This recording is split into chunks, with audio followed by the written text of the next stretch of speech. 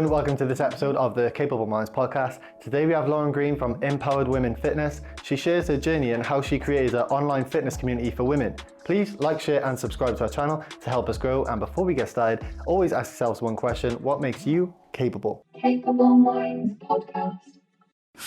All right, Lauren.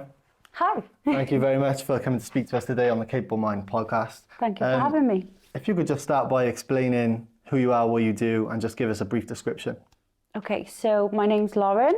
I am an online fitness coach. I've been doing it for about 5 or 6 years now. I started off as a personal trainer. Then I studied strength and conditioning in university. Then when lockdown came, I took everything online. Yeah. And then 2 years ago, I started running. So now I incorporate all of that together. So the online fitness with the running. Yeah. And I absolutely love it. It doesn't even feel like work. Seems like a massive journey, but obviously I'm in the same industry and I say the same thing all the time. People are like, oh, I got work tomorrow, but it literally don't feel like work, does it? No, never. I love it. Yeah. Every morning I jump out of bed, honestly. What time do you start? I wake up at 5:30 every day. And there's a class early, isn't it? So I do my live workouts at 7 a.m. every morning, Class, fair play. So where do you think the fitness, where do you think the inspiration came to get into health and fitness from your earlier days? So as we were talking about, my mum played netball, my dad played professional football, my older brother played professional football, my younger brother played football, but I was like the tearaway, if I'm honest. So I was like, no, I don't care about fitness, I'm not interested. And it was only until after I had my little girl Valentina, I went through the hardest time in my life, and I really hit rock bottom. And the only thing that saved me was fitness. And because fitness saved me and helped me through the hardest time in my life, I then knew that this was what I needed to do. And I wanted to help other people with the power of fitness the way that fitness helped me. And nice. so I wanted to make a living out of it. And that's it. What was the first thing you did in fitness that you enjoyed? So when I was going through the hardest time in my life, my friend said to me, Lauren, you know yourself, you just come to the gym with me, come to this class with me, it'll cheer you up. So we went to a class called Funky Pump, which is like a boxing based class, but it's like a DJ environment, loads of music. And I remember going to that class. So at this time now, I'd lost loads and loads of weight. I had a stutter, I couldn't speak properly, I couldn't sleep, I couldn't eat. And so at this time, I thought, this is not going to do anything. I'll give it a try, but it's not going to do a thing for me, And I remember I went and I forgot about all my problems and all my worries for a whole hour. Crazy. And then when I came home, I was hungry, I had an appetite. And then when I went to bed, I actually slept all night. Yeah. And I woke up and I thought, wow, that really worked. What the hell? I want to do that again. And that was just one class? That was just one class, Crazy. So I just kept doing it.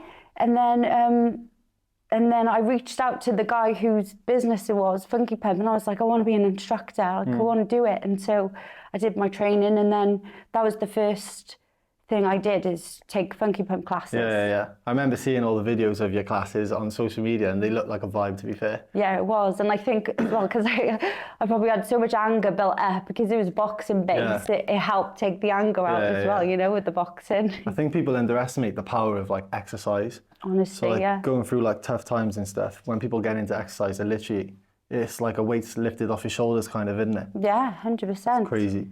So with the journey through, as you just say, you just become a Funky Pump instructor. So how did that transition then to your PT and everything else? Yeah, so obviously taking the classes once or twice a week, wasn't earning that much money. So I thought how can I, what can I do next? So did my personal training then.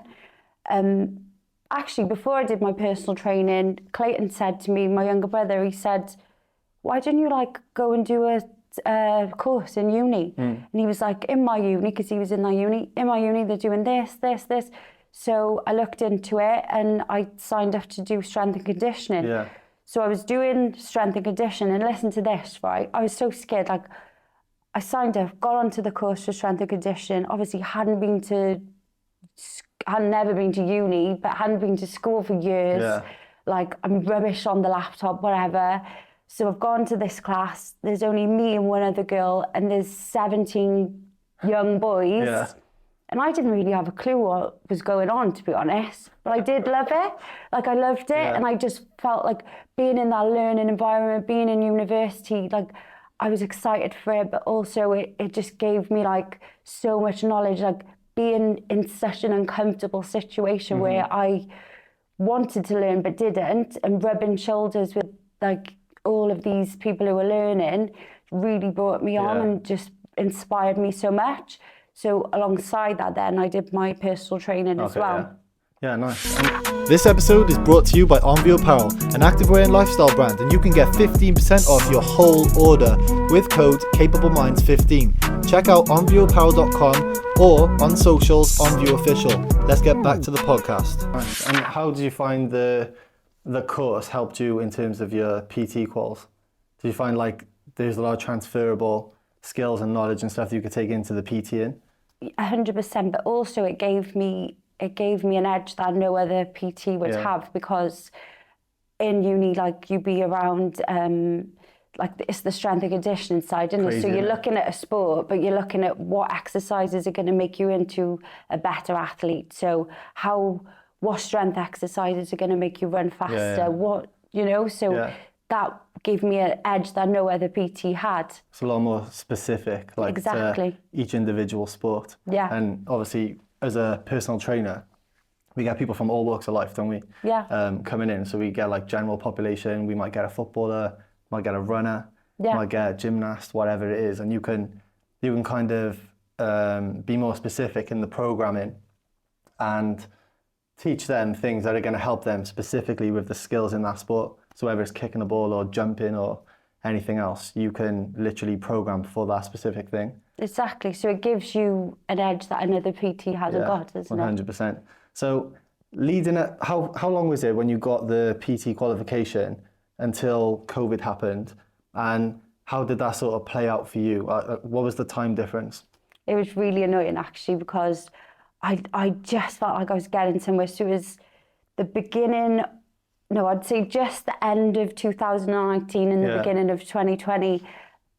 So I started my own classes. So I had my Funky Bum classes, and then I had my own classes because, like I said, what I wanted to do and what I knew I wanted to do is help women, and as many women as possible. So I started these classes, all women classes, and they were getting busy. They were getting fully booked, and I was getting buzzing, and all my PT clients were booking in, and I just felt like everything was going right. And then lockdown hit. Yeah, and I was like, what the hell killed me am I as well. going to do? So I remember that week, because I don't know if you can remember, but as a PT, like, nothing was announced yet, but I just remember, like, there was tumbleweed in the gym, like nobody was there. And then I remember carrying around my anti-bac, like spraying everything with anti-bac. And then I was thinking, so I was looking into it, because I thought, there's no way that I've worked this hard to get this far and build up these classes. And I was getting offers from people to, like, go to their gyms and take classes, and it was just popping off. And I thought, there's no way, like, I'm going to lose this now. So what am I going to do? And I know the lockdown was announced on the Friday, but I knew it was coming. So I announced that I was going to take a live workout on the Thursday night on the Friday morning. Bearing in mind, this was the scariest thing ever, because I'd never gone live in my life. Like, I thought, what if nobody even turns up? Like, what am I going to do? But I also thought, you've got nothing to lose, and you've worked so hard, like, you've got to do something. And what if it does pop off? What if it does work, you know? So I took the leap and I went live on that Friday morning. Fair play. And now look at it. Yeah. It's crazy, because obviously as PTs, we essentially lost our job, didn't we? Yeah. All the gyms closed, and being self-employed, we don't really get any help. No. So, like, if I look in contrast from, like, what I did to what you did, fair play to you, because I don't think I could have done that online. And I ended up being you go into a little bit of a hole, you lose your job, you lose your livelihood almost. So seeing what you were doing, I think that's amazing. Yeah. And how did it grow over the first couple of weeks of lockdown? So I went live on the Friday morning. I did this live workout, not knowing if anybody would turn up. But loads of people turned up because they had nothing else to do. And I feel like everybody was scared. There was like this really weird vibe that everybody was really worried, weren't they? So just being on a live and everybody could like comment in the boxes underneath, so everybody could talk to each other, but also talk to me. It went really well. So I just said, I thought lockdown was going to last about 6 weeks. So I was like, right, listen, I'll go live every morning at 10 o'clock in the morning for the whole of lockdown. Yeah. 10 weeks later, I'm still going live every single morning. And I mean every morning, Monday, Tuesday, Wednesday, Thursday, Friday, Saturday and Sunday for 10 weeks non-stop for free. Yeah. But there would be hundreds of people on these live workouts. We'd all say good morning. Like, we built the biggest community. If it was somebody's birthday, we'd all be like, happy birthday, so-and-so. And like, you know, for some of us, me especially, I was an adult living on my own with my children. I was lonely as hell. Like, it was the only adult communication that I got. You know, I wasn't even allowed to hug my mum. So this was my life. And then on the 10th week, I was doing a live workout and they made an announcement, my members on there. They said, one of them, like, you know, you can request to go on the live as well. Yeah. So somebody popped up and they said, Lauren, we've all put money together. There's £500 in your bank. Bearing in mind, I'm a single mum. I'm absolutely skint as lockdown. We put £500 in your bank. They bought me flowers, they bought me champagne, and they were like, and we don't want you to do live workouts for free anymore. We want to pay you. And that's how I went from free live workouts to subscription-based, because the people who I trained and the community that I built demanded that they pay me in the end. Fair play. So it wasn't even me asking for it. They told me, we need to pay you, like, you need to make a living. Because I didn't tell you this, but one time I was on a live workout, like I said, a single mum, no income. Yeah. Literally my electricity went. Because I have a prepayment meter. Yeah. The electricity went and I was like, oh my God, girls, this is so embarrassing. My electricity went, but like, this is real life. Yeah, and it is, yeah. This is it. And I think seeing that side of me as well, like, it just built so much trust. And we all were just this big community that just helped each other through a really, really hard time. And people buy into it more because you're relatable. Yeah. So like, even seeing that electricity went, like, loads of them people are probably like, oh, that happens to me all the time. Yeah, you know what I mean? And exactly, then straight away that creates like they're more likely to buy in with you because you're like them. Yeah. I find it crazy that they are the ones who basically made you create a subscription. I know. So how did that work then? Like, did you say, right, from next week everyone pay, what is it, like, is it monthly or weekly or? So it's changed now because obviously it's evolved over the years. But right at the beginning, it was a monthly thing of £10. That was all it was, £10, and they would pay me through PayPal. But I remember, so when I then listened to it and I took that leap, again, I was so scared because I thought nobody's going to sign up. Like, nobody's going to want to pay. And like, and I thought, what have I done? Like, because I just loved the community and I loved training with these people. So I thought, what if I go on this private thing now where people only pay and nobody comes, and then I haven't got my team anymore, and that's all I wanted to do. I just wanted to help people, and helping people help me. And so I remember that night thinking, oh, nobody's going to sign up. Like, what have I done? This is not a good idea. And I woke up the next morning and I had 600 subscriptions. That's crazy. 600 members. It's crazy. I did not expect you to say that many. Yeah, literally. Because that's the size of the community I built. Fair play. That's amazing. Crazy, isn't it? That's class. So how's that evolved then, the subscription? Well, I don't have 600 members anymore. Obviously, you come out of lockdown, Yeah, we come out of lockdown now, and obviously, because there was no gyms then, was there? Yeah. So my live workouts are it. But how that's evolved is I couldn't do it all myself, so I couldn't manage all the payments, and I didn't know, like I said, I'm not very good on laptops. I'm still not, I'm working on it. But I couldn't manage it all just by doing pen and paper, or just so I looked into getting a website. Yeah. I've never told anybody about this, but I'll tell you. So first of all, I got sold a website and it cost me £5,000 and it didn't do anything that I wanted it to do. Literally, it didn't do anything that I wanted to do and I was gutted. And so I stuck with it for a year thinking like, this is going to help, like maybe if I just work with it, and it didn't. And I was, that was really disheartening. And in the end, I just kind of lost the website in the end. So I lost £5,000 and I didn't have any money as it was. So that was huge. So then I bought and signed up got the website that I've got now, and that's I've still got now. Yeah. But this works amazing because now I can create personalised strength plans, personalised nutrition plans. I've now upgraded it so I can make personalised running plans as well. Yeah. But through that, I have like an app.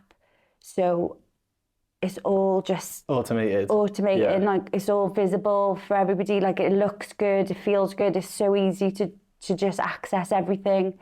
And so that's how it's evolved from then to now. Because at the start, you know, when people are paying you on PayPal and then they're going on to the live, like you must have been like, oh, you've got to check your PayPal, see whose name it is, go back to your PayPal and be like, have they paid? And then if they come on live, you're like, wait there, you haven't paid. Yeah, like, exactly. And there's also a thing of like, some people's Instagram names is like Scooby-Doo. Yeah. And you're trying to find who it is. Yeah, and then they're paying you off Sharon and you're like, what's going on? So it's hard to connect the Instagram names to those names. So yeah, it was hard. It was so hard. I think one of the most like inspirational things as well is you've put a platform out there for people who don't have much money as well. Like it's not just for, you know, it's for everyone, like general population. And a lot of people, £10 is a lot of money, or £20 or whatever it is. So you opening up something, like if you think about it, gym membership, 30 to 40 quid. And then if they were having PT daily, all that money imagine that over a course of a month. Yeah. And they're paying £10. So you've given them access to a personal trainer and classes every day, and essentially a membership that they can do in their house. Yeah. So I think you've probably got loads of people into fitness that wouldn't necessarily have gone and joined the gym. So you've changed people's lives, and it's probably, like I say, half of them people probably wouldn't have even set foot in a gym. But because their friends were within this community that you created, it's made them pay for your subscription, and now fitness is a part of their life. Yeah. I think that's amazing. 100%, yeah. And also what you've got to think is, because I'm the same, anybody who's helped me when I was in the hardest time of my life, I'll never forget him. Yeah. And like, I'll always remember that person and trust that person. And so if you think my live workouts help these people through the hardest time of their life, which is lockdown. And so that's why I have a massive relationship with so many women, is because we were all there for each other through a really, really hard, scary time. I bet loads of them have become good friends as well now. And you wouldn't have even known them before. No, exactly. And now they're like literally like family. Like everybody's like family. Slash. How important do you think it is to be vulnerable on camera and like show your vulnerable side, not just like I'm a coach? Yeah, I think it is so important, and I think not enough people do it, because I was guilty for this. Like I played at the beginning, probably before lockdown, and I played like I had it all together, like I didn't have any worries. Like, so people from the outside would just think, well, she's okay. Like it's okay for her, but it's not okay for me. The moment you show that you're a real person and that you're vulnerable and that you have bad days, people can relate to you. Yeah. So now, for instance, I'll say I'm a single mum, like I'm struggling, I'm trying to fit it all in, trying to fit the workouts in, the runs in, the being a mum in, and I get mum guilt and I'm having bad days and my electricity goes, you know, and like that makes people think that they can do it too. And that's 100%. Essentially what I want. That I don't want people to look at me and think, I could never be that. I want people to look at me and think, I can do that. I could definitely do that. So my job is to show you that you can and to show you how. Especially being a single mum. Because there's such like a shadow over being like that in this day and age for some reason. I don't know why, because my mum was the same. My mum was a single mum bringing me up, and I got nothing but respect for, you know, you guys. I think like what you're doing to inspire, nothing short of amazing. Yeah. What was I going to say then? As a leader in your community, do you ever feel like pressure? Obviously, you've built a massive community, but do you ever wake up and think, oh, I really need to put something out today, or I really need to go on live, or obviously you go on live with the classes, but do you ever feel pressure to put something out to inspire people, or do you just take it a day as it comes? Do you know what I mean? So going back to the question that you just said about being real, I try to put something out there every day. So if I'm having a bad day, I will just say I'm having a bad day, and I'll show the bad day that I've had. If I'm having a good day, I'll show the wins. And that's how I put myself out there every day. I'm a very, very consistent person. That's probably my best attribute, is consistency. Yeah. And so at the beginning, I went live 10 a.m. every single morning. Yeah. Now I go live at 7 a.m. every morning. I don't miss I do not miss a running session off my training block. Like, you would never see me miss that. Yeah. Like, I'm the most consistent person. And so another thing that I do is I post on Instagram every single day, and that's how I've built my Instagram. Is it a post or is it a story? I'll post a reel on Instagram every morning at 7 o'clock in the morning. I do not on weekends, I don't. Yeah. And I've done that for about 4 years. Yeah. Post a reel on Instagram 7 o'clock in the morning every morning, and that's consistent. It might be that like I said, I've had a bad day. It might be a really small reel. Sometimes I'll post 3 reels in that day, depending on how I feel. But yeah, I show up. I just show up. And that's another thing. One of the biggest tips that I could give anybody is just keep showing up, because too many people waste their whole lives looking for a shortcut. Oh, I hate that. No shortcut. Yeah, that's my idea. There's no shortcut. You've just got to keep turning up, and you're not going to see results instantly in whatever it is that you're doing, but you've just got to persevere. And so many people don't get that, do they? Yeah. People think consistency looks like, there's like a graph that I like, and it's like a loads of glasses like with water in all the way across, and people think consistency is having a full glass every single day, but it's not. You might have a full glass there, a little bit in that day, 3/4 that day, full glass again, and then half. Yeah. Like, it's just about having a little bit every single day. Just showing up, isn't it? And like, I always think of it as money in the bank, and even if it's a penny. Yeah. If you put a penny in the bank every day and you do that over an amount of time, you're going to make money. Exactly. You know? But people just want to see something big straight away, and that's where they're losing out. Like, you've just got to show up and give your little deposit every single day in the bank, and you're going to get it back, you know, tenfold. Yeah, I like that. How do you find it's been with dividing your time between obviously the business, and then obviously you've got your kids, and then your own self-care and having space to yourself as well? Like, how do you find dividing the time? I think for a long time I was burning the candle at both ends, trying to do everything, and then you've got to realise there's something's got to give. And so when I started running, I gave up alcohol, just because, like, on a Saturday I'd do my run, on a Sunday I'd do my long runs, and I just thought something's got to give to get my running better. And I think when I gave up alcohol, like, the whole game changed. And I think it was really hard, and like, I felt like I lost a lot of people. I felt like people were like, oh, I want that Lauren back, but I had to shed that skin to be this new person. And that's what you've got to do. Sometimes you've got to let go what's pulling you back. Yeah. Alcohol was pulling me back because I'd go out on the weekends, I'd be hungover on Sunday, then I'd have a bit of anxiety, then I wouldn't post, then I'd be worried about this, worried about that.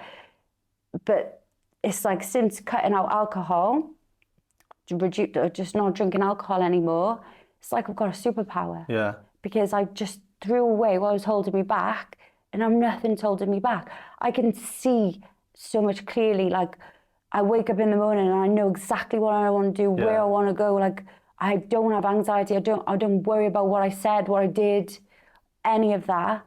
And this because I let that rubbish thing go. Yeah, and some people won't understand, Yeah. Like the people, you probably lost a few friends or distanced yourself from a few 100%. friends, but they only see you in how they know you at that time. Yeah. They don't know you as you've evolved, and Yeah. they can't grasp that you're not going to still be this person here because you're growing. Yeah. And they're trying to pull you back down to the Lauren that you used to be, but you're on an upward trajectory. Yeah. So they can't get their head around it. I've been through the similar thing myself. So how do you find the relationships, like with the closest people to you, like your family, you know, your brothers Clayton and that? How have they supported you through those changes?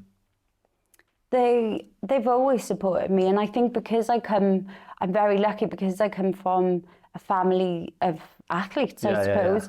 They understand, you know, like, so on a weekend now, where I used to ask for a babysitter on a Friday, on a Saturday night to go out, now I need a babysitter on a Sunday morning to go for my long run at 6 a.m. So it's like, but they're like, yeah, of course. Like they wouldn't even question it, whatever it is. When I want to do London Marathon, yeah, we've got you, we'll come up, we'll support you. When I do Cardiff Half Marathon, they're there, like, they get it. I'm lucky because my family get it because they're athletes, you know. So important to have like people who are on the same page as you, around 100%. you, to kind of help mold you into the person you want to be. Yeah, but not everybody is as lucky to have a family like that. But what I would say is find people who inspire you, who make you into a better person, you know, like you can't hang around with pint-sized people when you're a gallon-sized person. You need people who are going to make you bigger and make you grow. So sometimes you need to just change who you surround yourself with it to bring yourself on. I always hear about people when they're going through like a process of change for the better, they end up in like a shedding stage, as they call it, where you're like transitioning from the person you were and the people you used to surround yourself with, and you're kind of in the middle. You haven't quite, it's really hard, that found stage. the new circle of people that align with your goals and your like where you want to go in life. So you're kind of in the middle, like you've gotten rid of them because you know they're kind of not good for your growth, but you haven't yet surrounded yourself with the people you need to help you elevate. Yeah. And people sometimes get stuck in this place and they feel a little bit depressed and they might revert back to the person, but you just got to tell them, go on, keep going. Like eventually you will create that new circle, and then the world's yours, to be honest. I've been there, you know, like I've been in that exactly middle place last year, and this is what came out of it. And another thing that I'll say is like every bad thing that you're going through, every loss, everything, if you really look into it, you can find a positive and you can win from it. So I was in that place, didn't want to go out clubbing and partying on weekends, but was lonely on weekends, you know? So I was thinking, what do I do? So I created a Friday night run club where we can go out in the night, socialise, have an amazing time, play music, but wake up on a Saturday morning and feel fantastic and smash the weekend, you know? And so that's what I would say is like, and then I found my new tribe, you know, because of that. I found people who were exactly into the same thing as me and built a huge community in that respect as well. So you've always got to look at these parts of your life and you can take a positive out of it if you look closely enough. Yeah. That brought me on to my next sort of topic, to be fair. I was going to mention the running club. So obviously I've seen the videos of that. That looks amazing as well. And it looks like a proper vibe, like with the music and everything going. So how did that start? Obviously you do it at the Love Light, is that right? The Love Live Light Healing Hub, Yeah, I thought so. So doing it there, how did that come about, and how did they help you to create that club from there? So Tess and Rico, who own the Love Live Light Healing Hub, are two of my biggest mentors in life, and they are absolutely amazing and so supportive. But what happened is, this is how I started my running journey actually, so it's a whole new section. So I was on holiday, it's a big story, so we'll go from the beginning. I was on holiday with my family. My dad and my brothers were going out for a run. And I was like, oh, I'll come, but I'd never run before. So went out for this run and I was absolutely shocking. I was like, guys, can you just stop a minute? Because I can't breathe. Like I had to keep stopping. I had to stitch. It was terrible. I was like, God, that's embarrassing. I'm supposed to be a personal trainer and I can't run. So instead of thinking, right, I can't run, I'm going to have to give up on this, like, got to be in my bonnet. And I was like, when we're going out for a run again, guys, so we went out and like, I'd like shave a couple of seconds on, this was just on the holiday. But I thought, I just want to get good at running. Like, I don't know, that holiday changed something in my head. But I came home and didn't really think anything of it. Went to the Love Live Light Healing Hub, and I was supposed to have a sauna, but I went at the wrong time. So Rico said, well, the meditation suite is free. Why didn't you go in there? And he was like, it's 11:11, it's meant to be, go in there. So I went in there, and it's like guided meditation, like you put a headset on and it kind of talks to you and guides you through a meditation. Anyway, came out of there and had this revelation that I'm going to sign up for Cardiff Half Marathon and I want to be a runner. So signed up for Cardiff Half Marathon, ran Cardiff Half Marathon. I was actually really disappointed with my time because I didn't train for it, which is stupid. But instead, again, of giving up, I decided to train, work hard. Then I signed up for Newport Marathon. Got a full marathon now. Yeah, a full marathon, So instead of like, you know, then I signed up for Newport Marathon, but I got a good for age time in that. Oh, there you go. So then I got into London Marathon. But anyway, then going back to that, so if you just remember, I've gone into the Love Live Light Healing Hub, and that's where I really signed up for Cardiff Half Marathon and started that journey.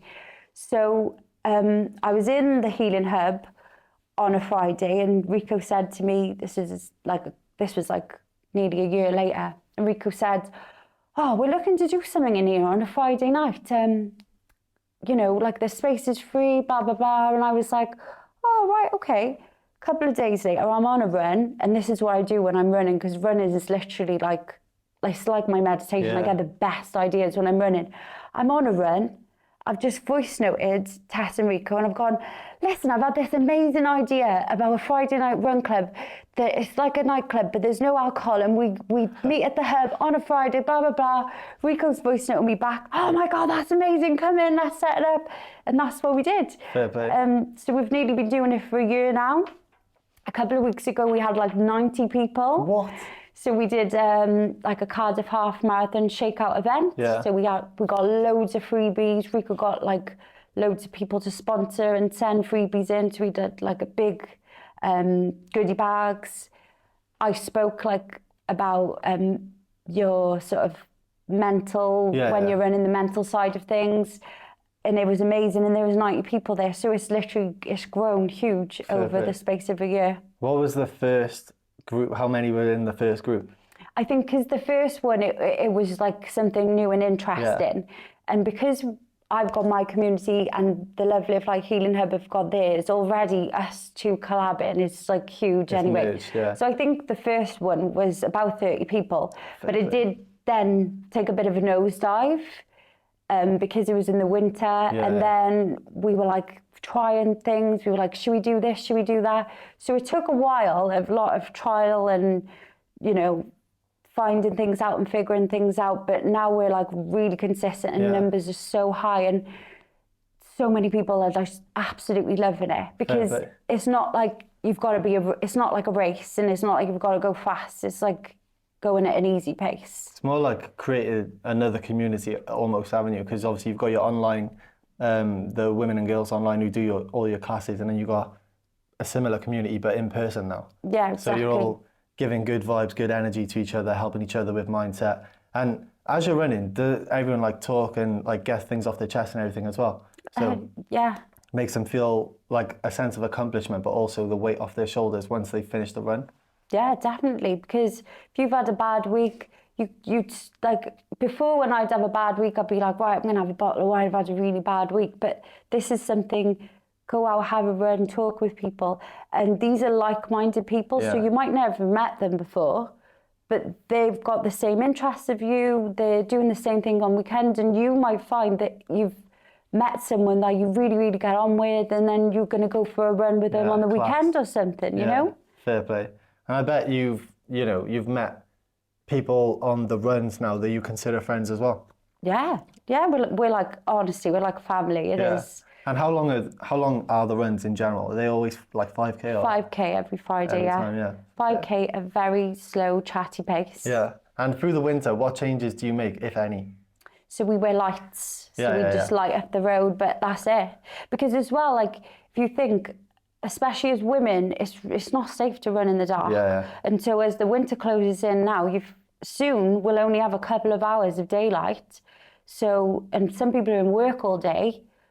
So going out running in the night is dangerous, isn't it? Well, the clocks So, changed literally today, didn't they? Yeah. So it's gonna get real dark now. Exactly. But obviously, as a group, you're safety in numbers anyway, aren't you? So. Yeah, of course. That's what I mean. So it's a great way to get out there, to move your body, and to be safe as well. Fair. I like it. So we've spoken a lot about all the positives. Is there anything that you've kind of had to get over, like a major like setback, or I know you mentioned about the website and stuff before, but is there anything like real lows that you've had to get through, and what was it, and how did you get through that moment in your life? So within this journey now, the biggest low would be where I started at rock bottom, I would say. So rock bottom for me was I had just had my little girl, Valentina. Yeah. So she was about 6 months old, and then something really bad happened and I hit the lowest point of my life. Yeah. I didn't want to be here. I literally didn't want to be here. I couldn't eat. I couldn't sleep. I felt like I couldn't breathe sometimes. Mm-hmm. I lost hair. And so I was in physical pain, mental pain, but to escape that pain, I would look for temporary pleasures. So I would drink alcohol, I would do stupid things, and it didn't take the pain away. In fact, it made the pain 10 times worse. Mm-hmm. And it was for a long time I kept doing that. And what comes with that then is the shame, the regret, and that makes it worse. And then you go do it again and it makes it worse. And it was just a really vicious cycle. And then one day I just didn't want to be here anymore. I thought, I can't do this. Like, I can't have the pressure of looking after my children on my own. And I had no self-confidence. Like, I thought the world would be a better place without me. That's what I thought. And I thought that giving up would be the best option. But rock bottom teaches you more lessons than mountaintops ever will. Mm-hmm. And when you're at rock bottom and when you're that low, you get two options. You either stay down and you give up, or you get up and you keep fighting. Yeah. And thankfully, I got up and I kept fighting. And so little by little every day, so started exercising. That was the first point. Then I found how much exercise helped me, so I helped other people. So then it just escalated, you know? Fair play, because obviously, how many years ago was that now? That was like 9 years ago. Yeah, so 8 years ago. You're like rock bottom, and you've spent 9 years essentially going up and up and up. And now look at you. So to pick yourself up and dust yourself off from that point, from the point of not wanting to be here, which is someone so positive and inspirational, I can't even imagine you being in that state. Yeah. So for you to get from there to where you are now, fair play. I think that's amazing. So with the future then, obviously you've come from there and you've built yourself up to where you are now, which is obviously very inspirational, positive person, doing a lot for the community.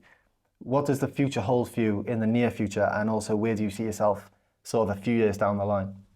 Okay, so I started incorporating the running into my strength and nutrition plans, like I said. So I, this year, first of all, started with a 5K run strength nutrition plan, then a 10. But the plan was, and I planned this a long time ago, and I've been building it up, is to go up to a marathon plan. Yeah, fair. Because I love running marathons. I think part of it is because I know, like I said, about being at rock bottom, and I know how it feels to be in pain, but I also know how it feels to work through that pain and get to the end sort of thing. So that's why I think the marathon is good for me, because I can sit in pain for a long time. Like, I'm good at that. Yeah. But it also changed my life, helped me grow as a woman, and just the best thing I ever did was starting running and marathon running. So I want to help other people. But when I was marathon training, what I realized is that it's a really lonely journey. Like, getting up for those long runs at 6 o'clock in the morning when nobody else understands you or gets you is really lonely. And so I've created a plan, which I haven't released yet, which will essentially I want hundreds of us. I'm going to have hundreds of us all training for a marathon together. Nice. So that'll be the spring marathon season now. So we start January, we train for a marathon in April, because I'm doing Boston Marathon, which is in April. Fair play, that's class. And it's nice that you're going to be on the journey, all of you, like your community together. Yeah. So whereas you said you're getting up and it's kind of lonely doing the marathon training, because obviously it's a few hours out on the road, you're all doing it at the same time. So you're all kind of sharing your daily wins or weekly wins, and then it helps elevate you all together. Yeah, and what I found is when you're marathon training, all you want to talk about is marathon training, and nobody else wants to hear you or listen to you, and nobody else gets you, and they say, why would you do that? Like, why would you do that to yourself? So having a community of women who are doing it, you can talk to them about it. You don't have to bore everybody else, you 100%. know? So it works wonders, and it's going to work wonders. When is the Boston Marathon? So it's April the 21st, I believe. And is that the only one you're doing next year, or? Well, that's the only one that I've guaranteed got accepted to yet, but I have a plan. Oh, yeah? Yeah. Keep it tight-knit. Yeah, keep it tight-knit. But I know a few people who do marathon running, and fair play to you. I've never run a marathon in my life. I would do it, but because I find it hard separating, I would have to like stop doing so much gym work to focus so much on the running, the cardio element, and I'm not at the pace yet where I want to take time away from the gym. Yeah. So eventually it's like a bucket list thing. I do want to do a marathon. Yeah. But we'll see in the future maybe. And what about for yourself in the next sort of 5 years time plus then? So I've always had a plan that I wanted. The main thing is to empower women physically and mentally through the power of fitness, however that may look at the time, and that's the main thing. But I would love my own space. Yeah. Because I just love connecting with people. Like the online thing is great, but I love seeing people, giving people a hug. But essentially, I just want to help as many women as I can. Yeah. I want to help women know how amazing that they truly are, because I know how it feels to not believe in yourself. And if I had someone like me back then, it would have been so helpful. 100%. And so that's what I want to give to other people, but I want to do it huge, you know? So I just want to get bigger and bigger and bigger every year. It's hard, isn't it? Because you've got to think, if you opened like a facility, say in Cardiff, like how do you help people on a global scale from there unless you do it like online and stuff? Yeah. There's a few people, I don't know if you know, like health practitioner like Barbara O'Neill, and they do they're really big in nutrition and like health sciences, trying to get people away from like medication and into like more natural remedies. Yeah. But like her videos go everywhere, like globally, like TikTok, Instagram, YouTube, and everyone shares.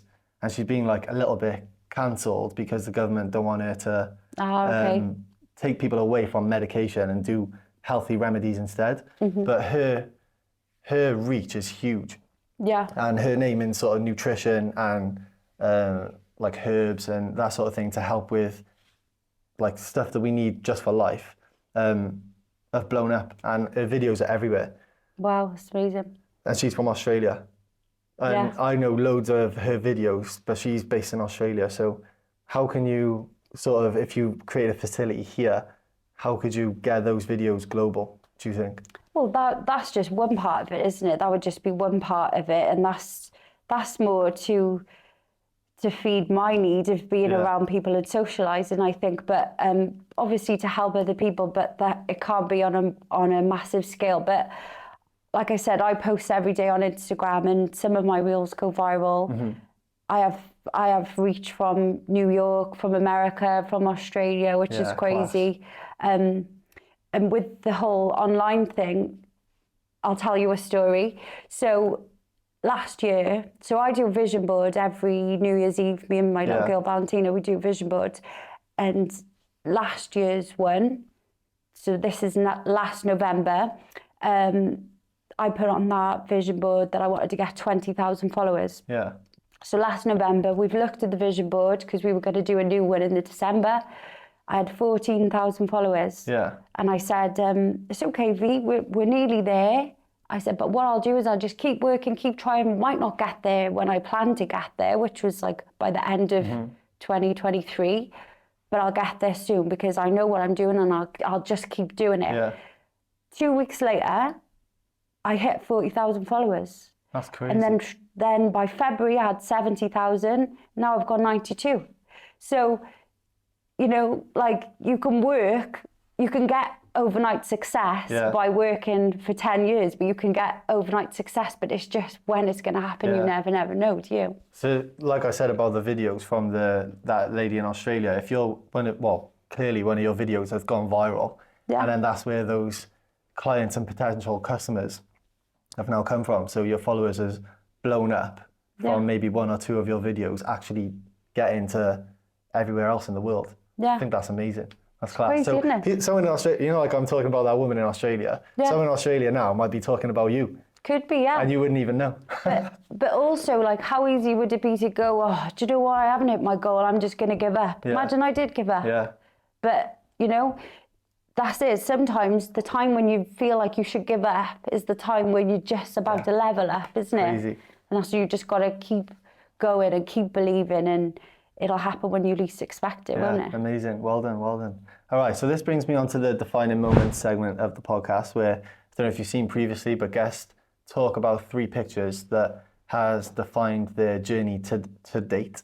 So it could be anything that you feel is really important and significant in your journey.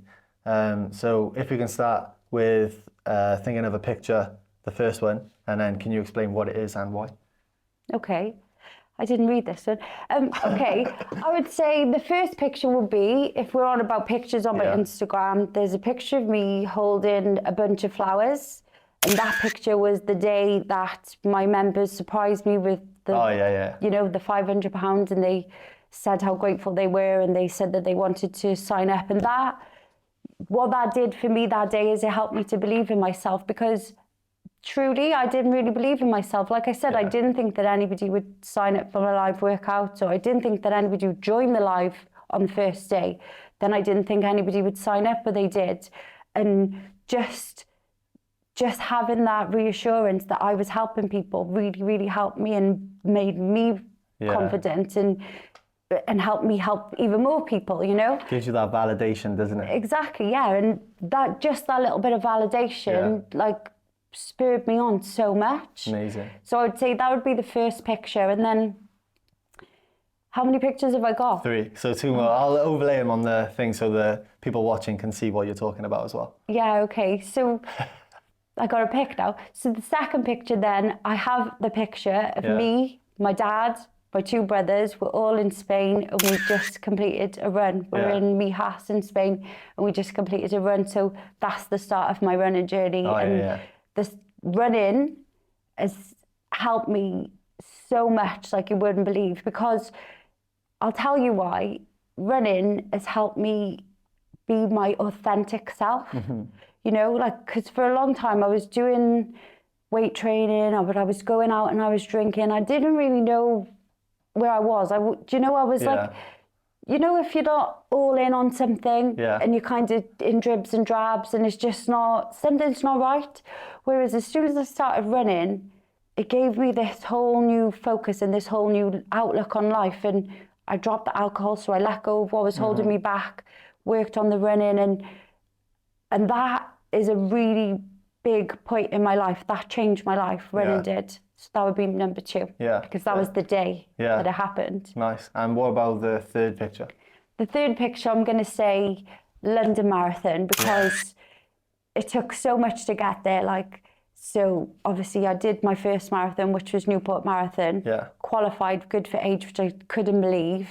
But when I ran London Marathon, I trained my ass off, you know, like I literally gave it everything. And I knew whatever happened on that day that I'd given this training block everything.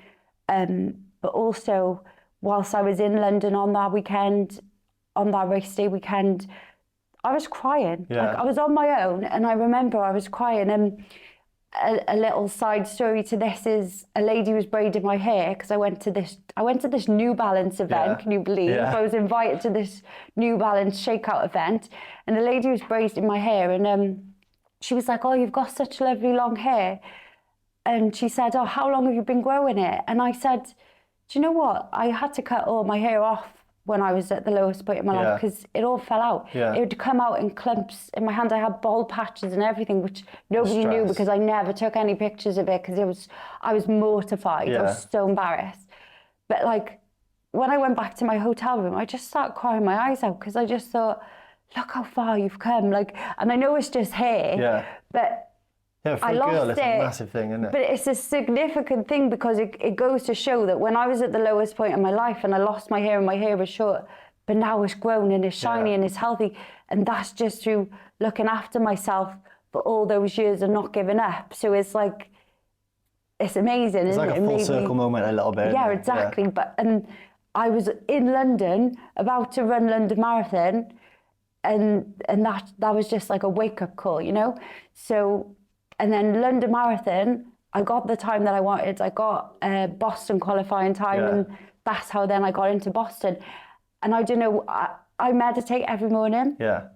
And I've envisioned myself running down that finish line in Boston and I just feel like I can see it's going to blow up after that day. Yeah, fair play. So yeah. They say you've got to see it in your head before it actually happens. And if you truly believe it, it will happen eventually. Yeah, and you know, the mind doesn't know the difference between real and what's visualized. So if you visualize something every single morning, your brain actually starts to believe that that's real anyway. So that's why meditating is so amazing because your brain doesn't know the difference, and so you're tricking yourself to achieve something that you haven't already achieved. I always say you got to kind of program yourself. I always say it, don't I, Cal? I always say you literally got to program yourself to truly believe that you're going to be successful in whatever field it is. Yeah. And you almost got to be in a state of delusion. Well, Delulu is the Salulu. You've got to be, you got to be delusional in your head.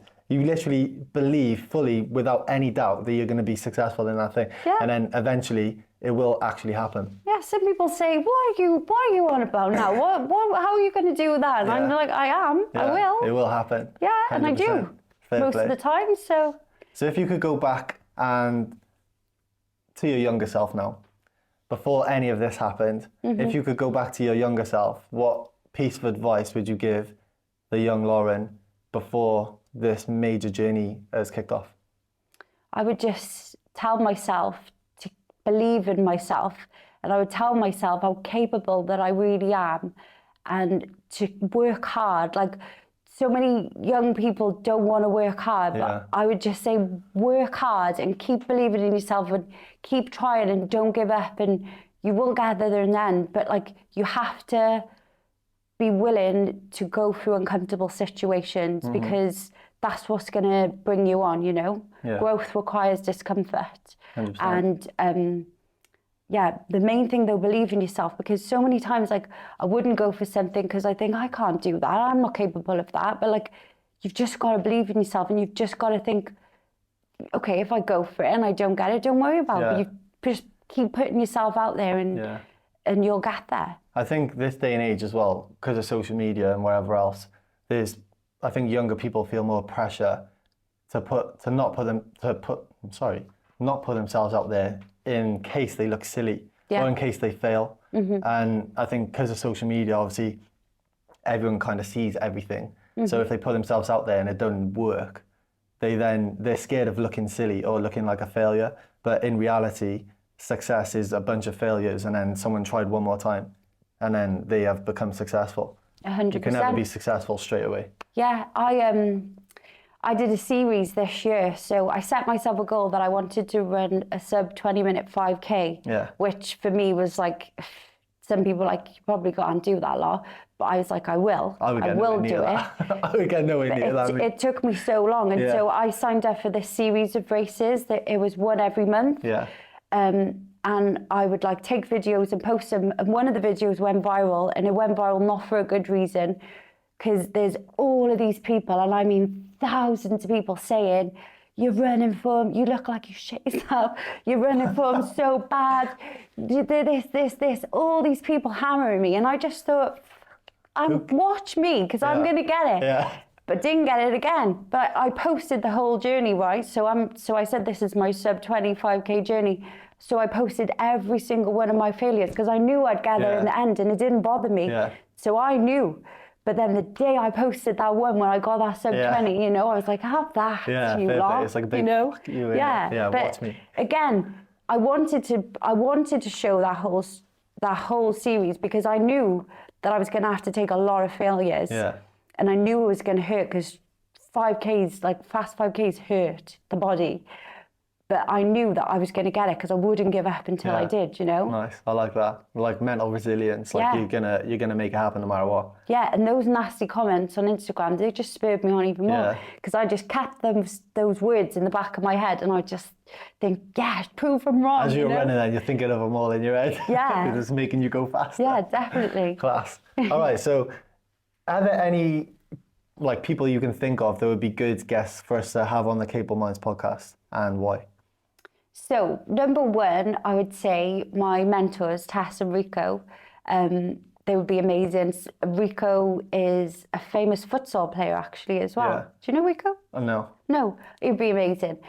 Also, my friend Sam, Sam Griffiths, his name is Global Runner on Instagram, but he has a super inspirational story. He has had a huge weight loss journey, but he's also qualified for London Marathon, so the championships qualification sort of thing. And I truly believe he's going to blow up. Like, he's just signed up with Runner and he's going to blow up. So I think he'd be amazing on here. Yeah, nice. Yeah, I see loads of people talking about Tess and Rico's place. Definitely be worth reaching out. And the guy, Sam, wasn't it? Yeah, so his running journey, is it similar to yours or? No, completely different. He's a lot younger than me. I think he's only 24. But in lockdown, he put on a lot of weight. So if you see his journey, like before and after picture, you wouldn't believe it's the same person. It's crazy. But he is so fast. He's like a rocket. Like, it's unbelievable. And you think, how the hell can you run that fast? So he did Cardiff Half Marathon in like 72 minutes. Crazy. Yeah. Mental. But sometimes running with people who are faster than you, same as anything, if you surround yourself with people who are better or they're further down the process than you are, it helps to bring you up. So you probably got faster by being friends with Sam. Yeah, I would say so. And another thing is if you're the smartest person in your room, you're in the wrong room. You know, you want to be around people who are smarter than you. There's so many people who be like, oh, I don't want to go, they feel uncomfortable around people that are better than them. I want to be around people who are better than me. I want to rub shoulders with them. It'd be like, even in like a race, I go up to the faster people's row, not because I think I'm faster, but just because I want to rub shoulders with them and I want to like feel what it's like to be one of them because I'm going to be there one day, you know? So yeah, if you're the smartest person in the room, you're in the wrong room. Yeah, definitely, I agree. So yeah, you can be the plug with those people to try and get them into the podcast then. Yeah, okay, will do. All right, sweet. Thank you very much for coming on the Capable Minds podcast and speaking and sharing your story. Thank you for having me. I wish you nothing but success in the future. I hope you smash every goal that you set for yourself over the next couple of years, and we'll be keeping a keen eye on you and your social media. So where can people find you if they want to keep up with your journey? Find me on Instagram, Empowered Women Fitness. I'll be there every morning. There you go. Like I said. There you go. Thank you guys for watching. As always, please like, share and subscribe to help us grow, and I'll see you on the next one. Thank you. Sick. Capable Minds Podcast.